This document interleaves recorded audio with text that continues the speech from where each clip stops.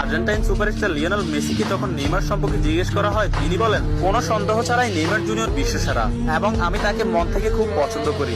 এবং Argentine midfielder Rodrigo De Paul বলেছেন, যারা নেইমার জুনিয়রকে ভালোবাসে না তারা ফুটবলই বোঝে না। ফ্রান্সের বিশ্বকাপ জয়ী কিলিয়ান এমবাপ্পে বলেছেন, নেইমার শুধু ফুটবলের রাজা নয়, মহারাজাও বটে।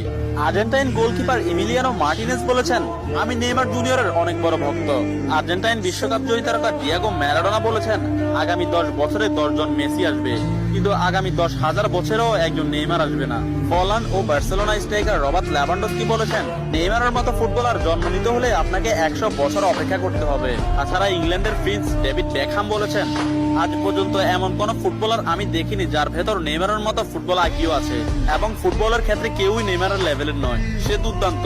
এবং আর্জেন্টাইন বিশ্বকাপ জয়ী তারকা অ্যানহেল ডি মারিয়া বলেছেন, নেইমারের সাথে যে কোনো প্লেয়ারের তুলনা করা অপরাধ।